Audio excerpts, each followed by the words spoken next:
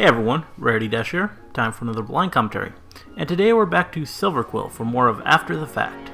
To expedite things a little, I've decided to actually do 4 episodes this time as opposed to 3 that I did last time. Doubt anyone will complain there.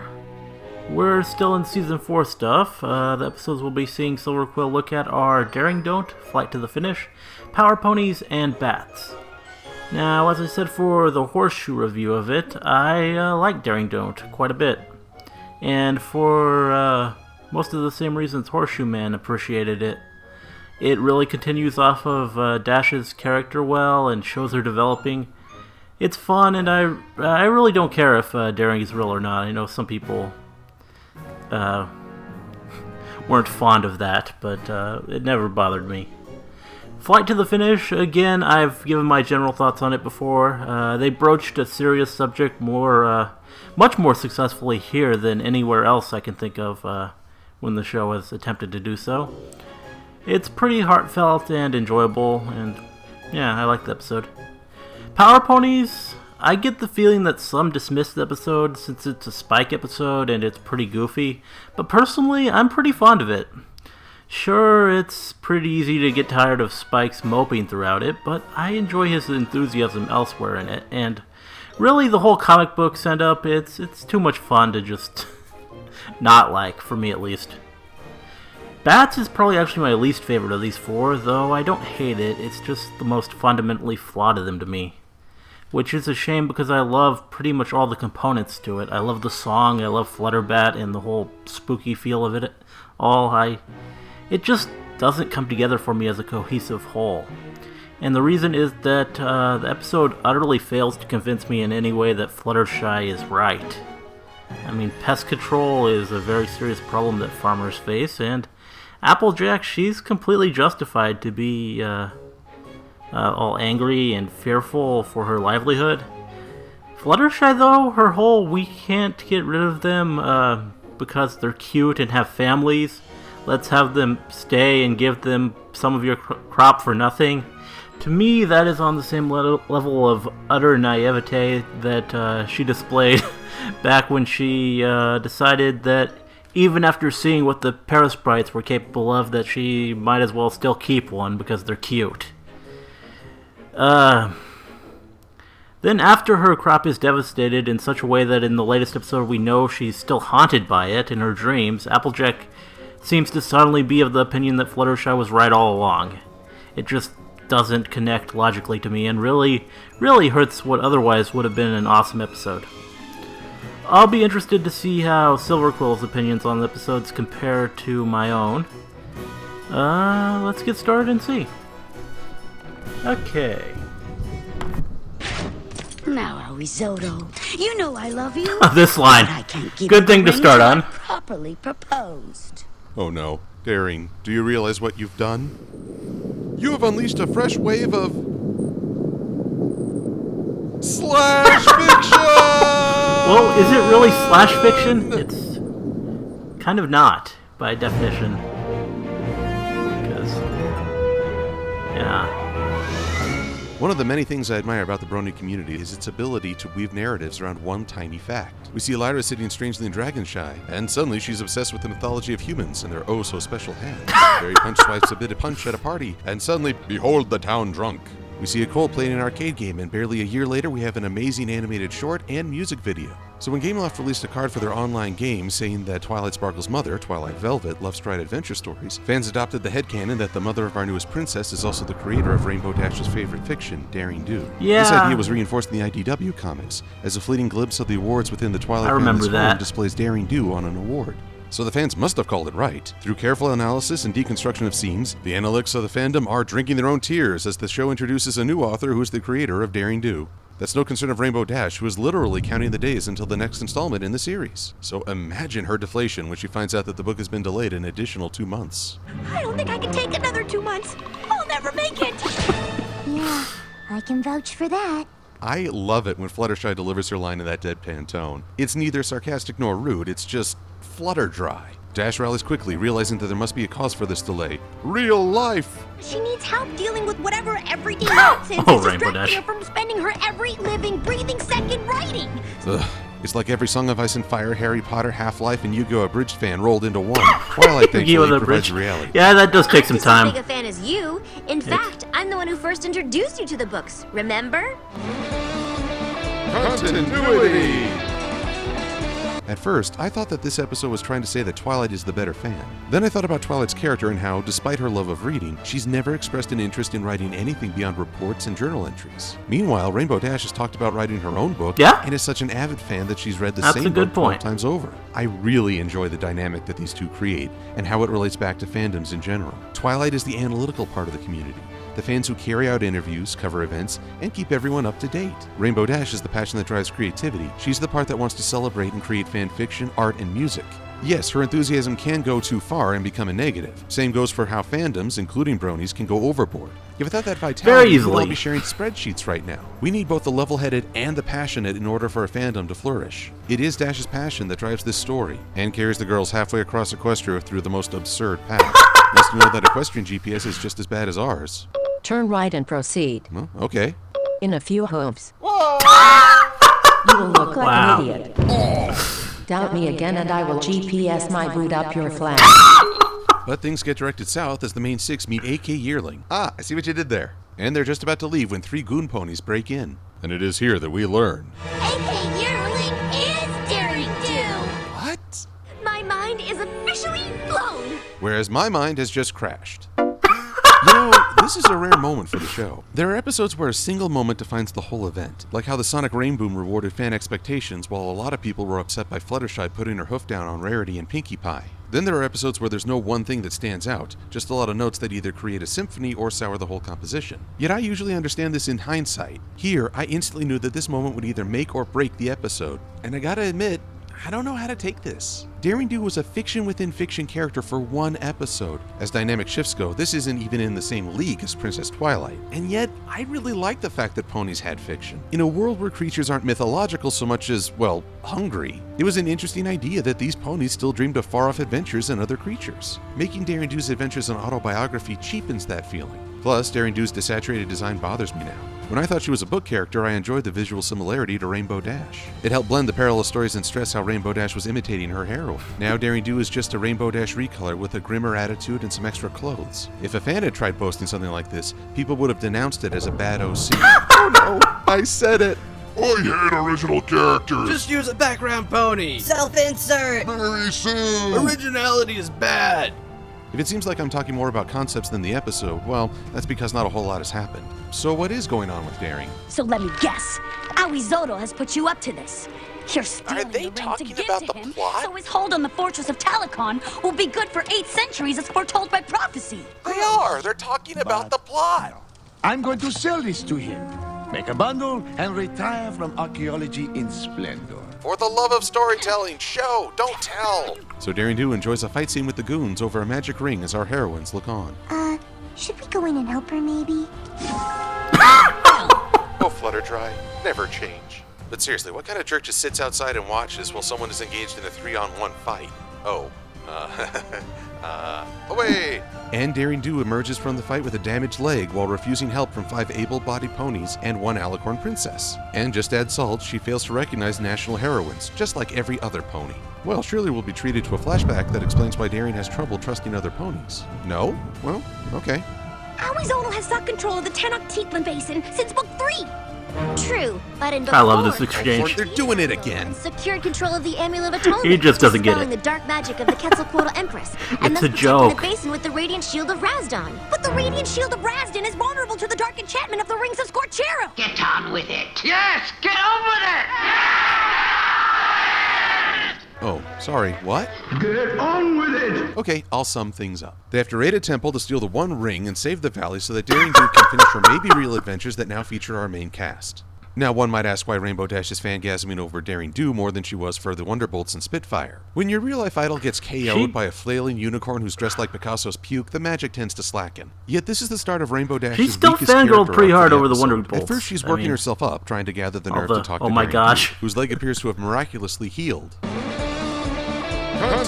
No, wait, shut it down, guys. False alarm. Rainbow Dash is the most action-oriented of the main six. When it comes time to make a decision, Rainbow would rather act and make a mistake than do nothing. So when Daring Do winds up in another fight, it feels wrong that Rainbow Dash is on the sidelines, cheering and distracting her idol. Even worse, Rainbow Dash gets captured, resulting in Daring Do being overpowered. And what does Rainbow want to do now that the situation is at its worst? Go home and pout. The Rainbow we've seen would never give up, even after failing. In fact, she'd be doubly committed to action now that some pony's life was in danger. Thank goodness that Twilight returns to remind every pony of Rainbow's true persona. And the rest of the episode plays out at rapid speed. Fortunately, we get to see the return of the Rainbow Dash we all know. Have I mentioned yet that I work alone? She does have self-confidence problems. I don't. Sonic There's Rainbow. one thing that My Little You've seen Pony it has before. taught me, no matter what the generation or medium, it's that all of life's problems can be solved with a good game of keep away. The battle ends when Rainbow Dash and Daring Do are able to liberate not 1, but 12 rings from the dais. This destroys the temple because.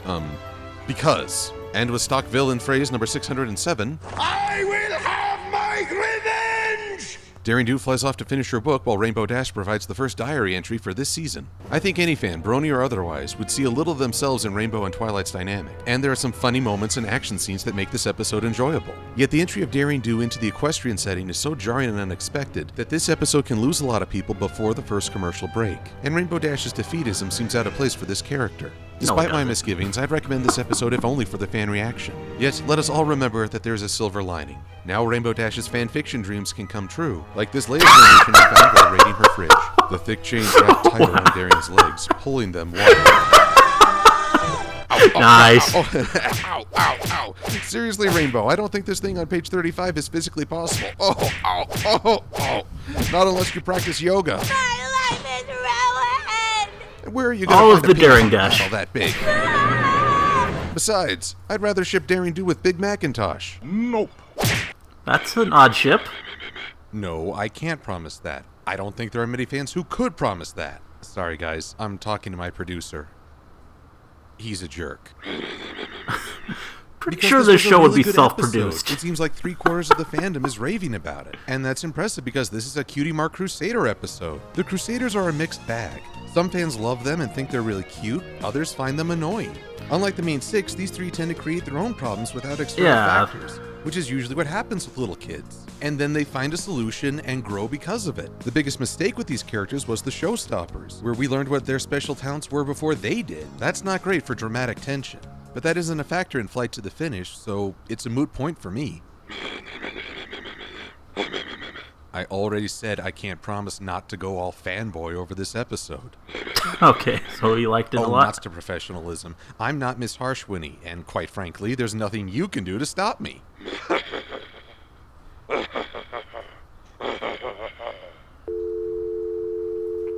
I'm sure he just thought of a joke.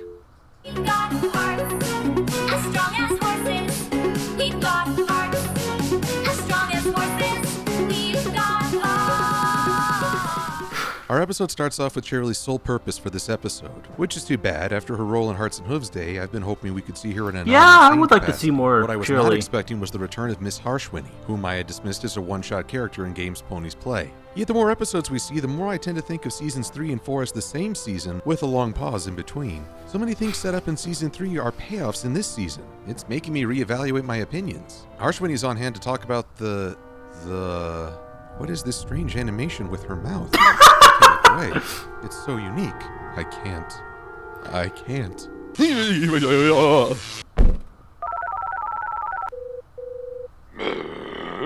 What did you just do to me? You installed a what? When? I thought you wanted to be drinking buddies. So, how many volts are we talking here? That is enough to cook a turkey. Told you he was a jerk. Rainbow Dash swoops in to lighten up the mood, revealing that the Foals have the opportunity to carry the Ponyville flag in the equestrian games. Does this mean that Ponyville will be competing in the games as well? Gee, I wonder who'll be on that team. And since Rainbow hypes her own Surprising experience as Applejack Blackberry, isn't on the team. Every pony in the room wants that honor, even Snips and Snails. It could happen. Every time I see these two, I think on how they were the first male ponies to have personality. And a part of me dies inside. Yeah, takes the role that of prime is motivator pretty for sad. the Crusaders, leading into our first song of the new season. For me, there are three kinds of songs in MLP. You have character songs like Rarity's Art of the Dress and Pinky's Smile song. Then there are story progression songs like May the Best Pet Win and Bab's Seed. Last but not least are songs that might be catchy, yet don't really forward the plot or the characters. This song is mostly the last category with a little bit of characterization thrown in. In terms of lyrics and beat, it doesn't advance the plot or flesh out the characters. Yet there are visual callbacks to the Crusaders' first proper episode and the way they like to work and play together. Anyway, Scootaloo asks the all-important question. What's special about Ponyville? Let's see. It's the home of the newest princess and national heroines. It supplied water for the weather, is located near the most dangerous part of Equestria, and was the capital of chaos for a time. It's a place where different kinds of ponies live together as friends. Oh, I was getting to that. It was number 47 on my list. So they designed a killer routine based on this theme. And the only thing keeping Rainbow Dash from fangasming is Harshwinnie's threat that Rainbow might lose her job as team coach. Which would be too bad because then we wouldn't get to see Rainbow Dash in her cap and whistle, which I love. She is adorable. Come on, this is important to Rainbow's character. Here's the thing, I don't view loyalty as Rainbow Dash's strongest quality. In fact, I really dislike defining the characters based on their element of harmony. It makes them one note and reduces their personalities to assigned power. For me, Rainbow's greatest ability is how she inspires other ponies. Whether by demonstrating her own skill or by stirring up energy with pep talks, she pushes herself and others around her to become better. That's why she's so vital at the start of this episode. Giving Daring Don't's questionable portrayal of Rainbow, it's so refreshing to see her at her Yet not every pony is as pleased as Rainbow Dash, whose attempts at professionalism are pretty entertaining. Diamond Tiara and Silver Spoon are at a loss for how they can top this trio's performance. So Diamond Tiara hits a new low. You have a Pegasus pony who can't even fly! You know, I never really cared about Diamond Tiara. When she first appeared, I recognized that she was going to be a bratty character with next to zero potential for growth. And since I was never interested, her taunts were nothing beyond plot points. With Ponyville Confidential, I thought she had more personality as she was pursuing her own goal, and her conflict with the Crusaders was a result of that. Her best showing in that here, episode. With her calling Scootaloo out on a physical limitation, that I can actually count her as a true villain. And it's not the love-to-hate feeling I have with some other villains. This is just loathsome. Diamond Tiara's head games take her to I still don't hate her. Who tries to force herself to fly and changes the act. End results are less than satisfying, and Sweetie Belle and Apple Bloom call her out on it. Here's another strength of this episode. How many times is the plot carried forward without the main cast trying to talk things out? How many times could a situation have been easily resolved if the ponies just used communication? Now, the talk blows up in their faces. I don't mind that since they're all physically exhausted and very young. Kids don't always know how to talk things out rationally without an adult helping guide the conversation.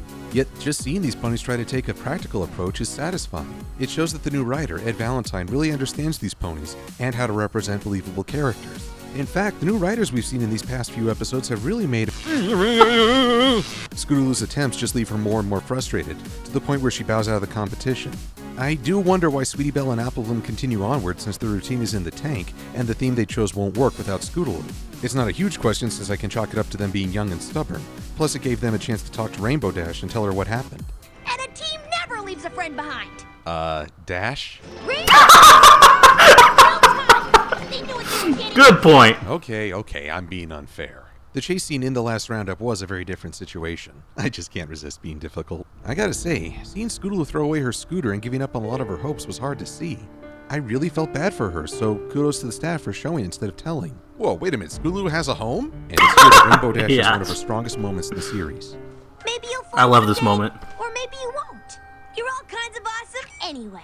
Lauren Faust stated in an interview that she did not believe that Rainbow Dash had the maturity to serve as a sister or mentor to Scootaloo. I would have agreed with this in season 1, yet I think this episode shows that Rainbow Dash has grown. It is weird that she's flying during most of it, isn't though. about disabilities or limitations. I know. Rather, she's stressing that Scootaloo isn't defined by her abilities and that she's still a wonderful individual because of who she is. This is doubly important since we've seen other Pegasi giving Fluttershy a hard time for being a weak flyer. Rainbow is coming across as a mature and supportive individual without appearing out of character. And that's what makes for a great episode. Even though she's not the main focus, Rainbow is developing in a great way. Her confidence and friendships restored, Scootaloo shows the world just how good she is. And suddenly I realized that I've got a weird way of looking at this show, because I'm not questioning how she's able to travel that fast, or why skis work on dirt and grass, or how one filly can either catch up with the train or spirit her friends all the way Yeah, to that's Crystal Empire. kind of weird. I'm instead wondering why they're bothering with a flag-carrying competition when she should clearly be on the competing team.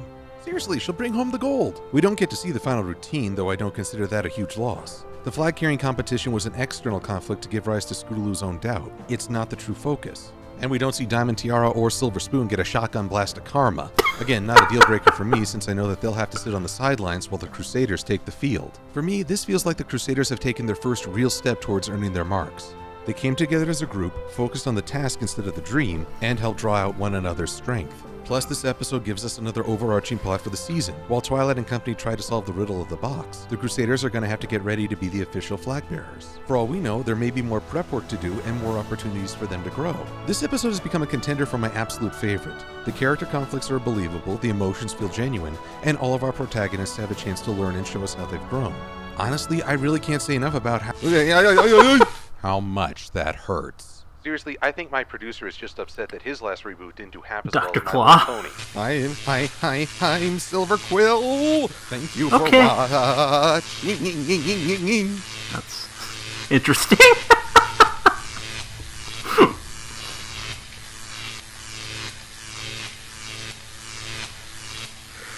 Didn't know the show was produced by Dr. Claw. A superheroine episode, huh? Well, best get into the spirit. It's been done. I bet this'll get me more subscribers, bub. Oh, that hurts so much. Why does he do that all the time? Well, this doesn't seem too bad. A bit drafty. But Howza, since when is indecent exposure a superpower? Nice. I swear, officers, I didn't know this would happen. Oh, we don't Watch care me. about that whole Summer of Love look. We're here because of your last video. What? We're the comedy police. You're under arrest for violating the rule of threes and bad slapstick. Dang, tough crowd. I guess he did overdo the whole getting shocked joke. That was maybe a bit much on that. It's strange how strong this episode started out for me, because it's actually addressing some of my issues with Castlemania and Daring Don't. We see Twilight being caring and nurturing towards Spike like a big sister, and the main six revisit the castle ruins in broad daylight as a group. So I guess the castle renovation project is another arching storyline for the season, bringing our continuity count to 5. Wait, where did this thing come from? They also introduced the idea that equestrians like comic books, meaning that we once again can enjoy fiction within fiction. And this story keeps the fictional world and Equestria nice and separate, which I prefer to making the double fiction character real.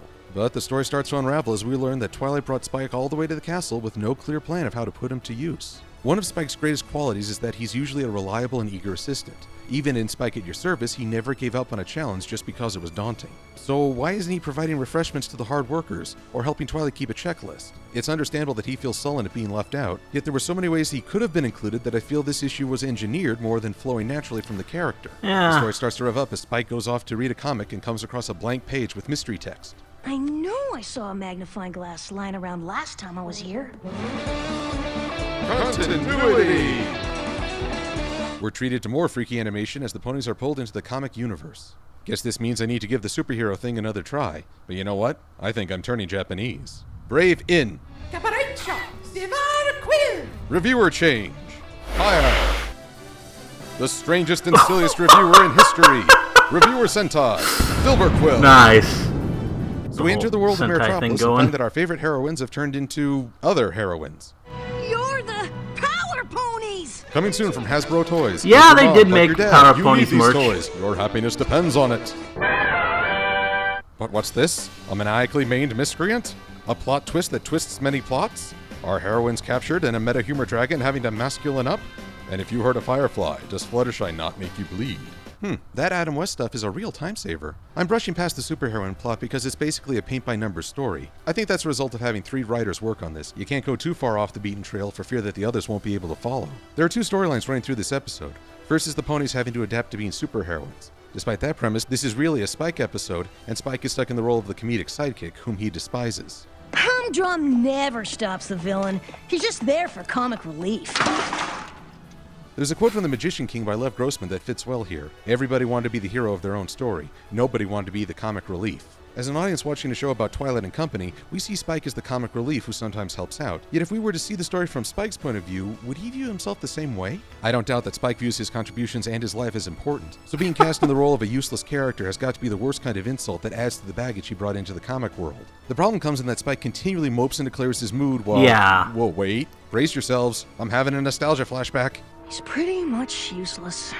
Why'd I have to be the chosen one? Guess I'll just hang back here doing nothing. I've got so many responsibilities, I'm not sure I can handle them all. We've probably already figured out how to escape. I don't think I've got... Spike is too mopey. Leader. I have no problem with a character facing internal conflict. In fact, I love it. Yet expressing that conflict through dialogue alone is a major mistake. The audience can't share in the character's feelings and instead are either bored with the conflict or see the character as a whiner. Hurricane Fluttershy did a stronger job of letting us experience a character's conflict through expressions and events, not just dialogue. Good thing you're not really Humdrum then. For starters, I doubt Humdrum has magical fire breath and can go swimming in lava without dying. As for the ponies' respective powers, they match for the most part. Rainbow Dash can control the weather, like she usually does. Applejack has a magic lasso, as opposed to her usual variety. Pinkie Pie can run super fast, which may be slower than her fourth wall breaking power. And Rary can now create without relying on cloth and needle. So the ponies are still doing what they're good at, yet they have to go about it in a different way. The only exception to this is Twilight. Her power is firing beams from her horn, and I can't believe that she's having trouble with that. Just turn the villain's mane into an orange and call it a day. There's a fun headcanon running around that the character Twilight represents as a Pegasus with an artificial horn, which would support the idea of limited spells. If it were true, then Twilight is a unicorn who was turned into an earth pony, then to an alicorn, and then to a Pegasus. I had no idea she was so multicultural. And then there's the Maniac. I got a kick out of it. Yeah, she was fun. It's amazing how much is forgiven a comic book character, especially when it takes after Silver Age villains. The maniacal laughter, the absurd plan, the way she chews the scenery and delights in her evilness. This is a character who has fun being the bad guy, and I can't help but join in. So it's strange to realize that she's a better and more rounded character than Owie Zodel, whose motives and backstory are completely unknown. Is she more fun than Discord? Well, no. But she's a better villain than some characters because she knows how to keep her opponents under guard and immobile. I don't care what anyone else says. The episode was pretty fun. Every pony got to show off her power, including Fluttershy. Though I do take issue with how she was able to Hulk out. Her friends were nearly injured or killed, yet she only gets mad over a firefly? Yeah. We've seen Fluttershy become angry when her friends were threatened. I get that this is played up for humor, but the disconnect is keeping me from laughing. Guys, it's cool. It's cool. That said, I'd been looking forward to this transformation and it didn't disappoint. Fluttershy smash! Which was pretty entertaining to see, though the design is a little weird and hi? Oh, wow. From your amazing eyes, you are the one. I loved your smile, your style, and then I felt your touch. You know, her cutie mark is butterfly. I think I guess there actually are people who ship them, especially after Rainbow Falls. The ponies and Spike return to their world, and Spike reveals that the magic comic came from a Canterlot store, thereby explaining everything away in one throwaway joke. Are you kidding me? Either the Equestrian Health and Safety Department dropped the ball, or ponies have a pretty sick idea of entertainment. And given the kind of thing Celestia kept on hand for fun, I'm thinking it's the latter. This episode produces such a strange feeling. There's fun and lighthearted action all around, and it manages to improve on some of the shortcomings of other episodes. Yet, after all is said and done, I don't feel any strong reaction, good or bad. It was nice to see Spike depicted as something other than a selfish fool, yet he didn't become any more real to me as a character. In the end, this episode leaves me feeling hollow, which in some ways is even worse than being bad. Still, not a complete loss. I found that comic book shop that Spike mentioned and they gave me a free title. Well, I hate this comic with the fury of 1,000 suns. Oh, one more day. Yet in exchange you must give me that which you love most. Oh, but I love Diamond Tiara ever so much. But if there's no other way, I guess we have a deal.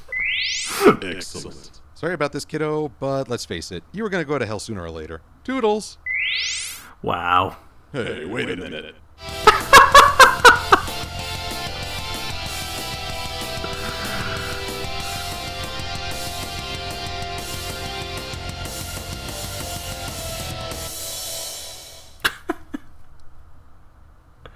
Okay, now bats. I was somewhere out near Ponyville, on the edge of the forest, when the episode began to take hold. My little pony, my little pony. No. Suddenly there was music all around me, and a voice was screaming, "Holy Jesus, what are these adorable animals?" I'd stumbled into a tale of Nair versus nature, with a fragile soul caught in the middle. And I'd be a fool not to ride this strange torpedo all the way out to its end. So let's take the ticket and ride the ride. They don't care about nada, not zilch, no nothing, except bringing about an orchard's destruction. This tale of infamy and legend began with one of my favorite poems. Fear and Loathing in Las Vegas. I love Why it. is she one of my faves? Because took me a while she to is remember the what it's called. Rarely does she enjoy funny moments of her own, yet she mixes well with any character. Even for Twilight, Applejack is a source of balance and stability, Kind of embarrassing. empowering the others to be silly and whimsical, while she serves as an anchor in life's maelstrom. Then she makes for a really easy drinking game. Anytime some pony says apples, take a shot. Lots of apples. Apple. Apples. Apples.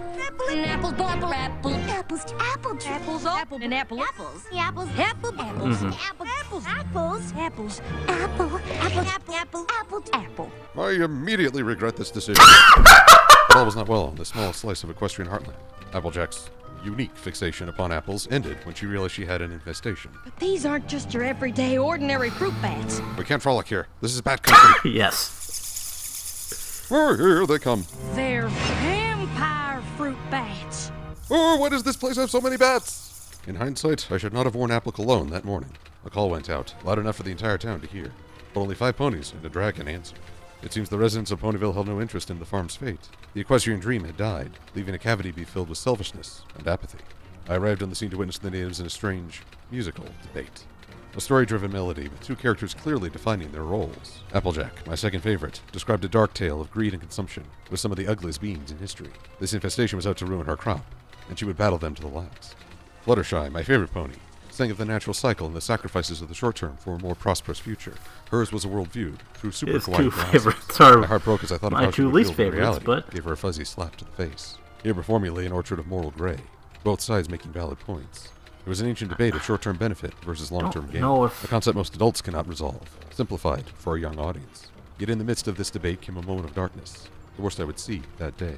Stop the bats, stop the bats. The other ponies, even the princess of the land, began to join the hate chant and encircle their so-called friend.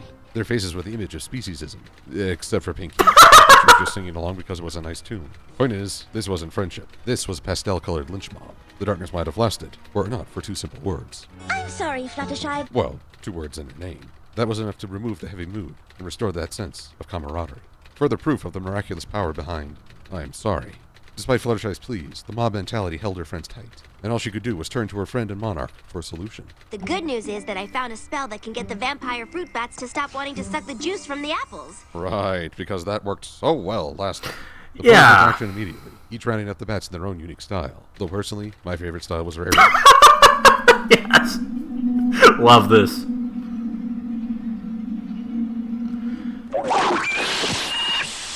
Ooh, get it away before she has a chest burster! I had finally given my first true look at these beasts when they weren't trying to dive bomb me, and never before had I seen such creatures. Even crop-decimating swarms in Equestria usually carried a certain cuteness and charm. Even pony-eating hydras were kind of funny. These were the first creatures that I could truly consider ugly. Not as ugly and selfish as Applejack's depiction, yet far more intimidating than Fluttershy's dream. And I felt a certain respect for these beings. Dark and ugly in a world of pastel cuteness. Princess Twilight's solution lay entwined with the very fabric of their being. I had to ponder why the most magical pony would abuse her abilities in this way. Where could she have gotten the inspiration for using magic as a shortcut? And who could have set such a poor example for a young mind? Alas, the answer is shrouded in mystery.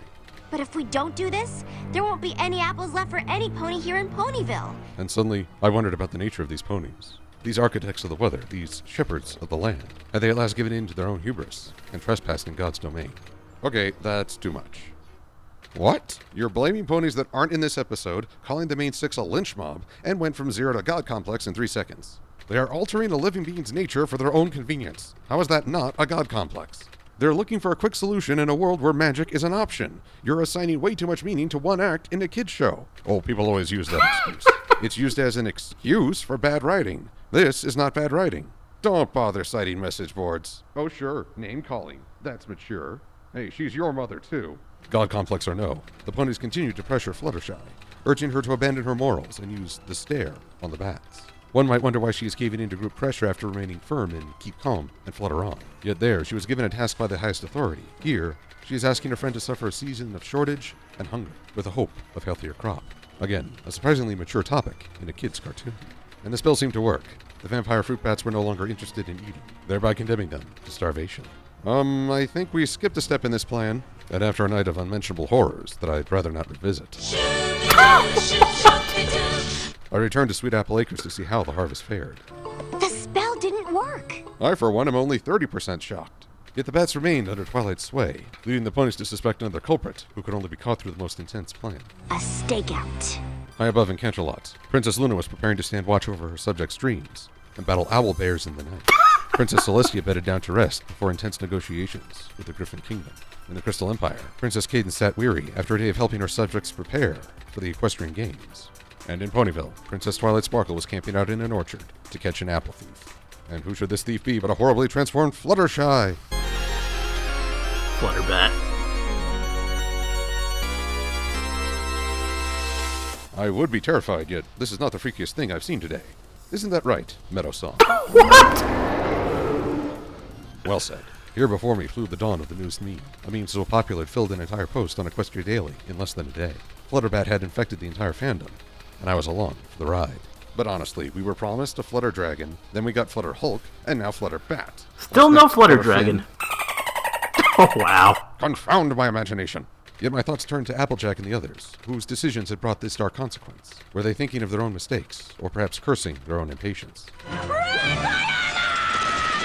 Or just being really, really funny. That works too. No matter what mistakes Applejack had made, her priorities became clear as she sacrificed a prized apple to lure her friend into a rescue attempt. This simple act of sacrifice spoke leagues of the quality of her character, and the value she placed in her loved ones. Other ponies had funnier lines in this tale. Other ponies would be celebrated in artwork. Yet for me, Applejack would always be one of the best. And after a coordinated effort, the ponies finally undid their blunder, returning the world to its natural state, complete with a vampire bat sanctuary. And Spike got to do something useful, write a journal. Good for him. Whereas I was left to reflect upon the adventure I had just witnessed. The conflict was enjoyable, flowing naturally from the characters and their opposing viewpoints. The humor was funny, thanks mostly to Pinkie Pie and supported by Rarity and Rainbow Dash.